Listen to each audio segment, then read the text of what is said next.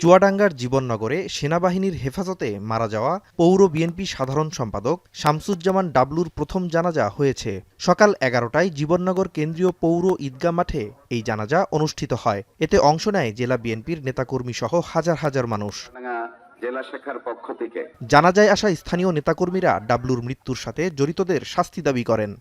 আসলে সে রাজনৈতিক কারণেই তো তাকে এইভাবে হত্যা করা হয়েছে। দৃষ্টান্তমূলক শাস্তি চাই যারা এর সঙ্গে জড়িত। আমার চোখের পানি আমি ধরে রাখতে পারি নাই যখন আর ওই মেয়েটার মুখের দিকে তাকিয়েছি। জেলা বিএনপির নেতারা বলেন, ডাবলু বিএনপির একজন নিবেদিত কর্মী ছিলেন। তার হত্যার বিচার নিশ্চিত না হওয়া পর্যন্ত রাস্তা ছাড়বেন না বলেও হুঁশিয়ারি দেন তারা। তাকে হারিয়ে আমাদের দলের যে ক্ষতি হয়েছে সেটা পূরণ করা খুবই কঠিন হবে।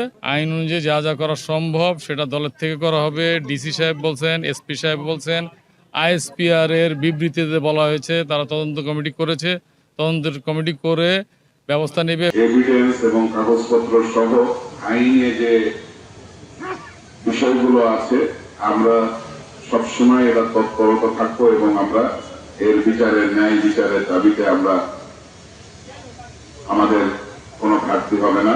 এরই মধ্যে 3 সদস্যের তদন্ত কমিটি করা হয়েছে। দোষীদের বিরুদ্ধে আইনি শাস্তি নিশ্চিত করা হবে বলে জানায় জেলা প্রশাসন। তার জন্য জেলা প্রশাসনের তরফ থেকে যা যা করা দরকার জেলা প্রশাসক তাই করবেন বলে আমাকে এই বার্তাটি আপনাদের মাঝে পৌঁছে দেওয়ার জন্য এখানে পাঠিয়েছে। আমি আবারও আপনাদেরকে বলবো, আপনারা ধৈর্য ধরুন, সুষ্ঠু বিচার তদন্ত সাপেক্ষে যারা দায়ী যারা দোষী কেউ ছাড় পাবেন না। বিএনপি নেতা শামসুজ্জামান ডাবলু হত্যার ঘটনায় আইনগত সব প্রক্রিয়া নেওয়া হয়েছে বলে জানালেন এই আইনজীবী।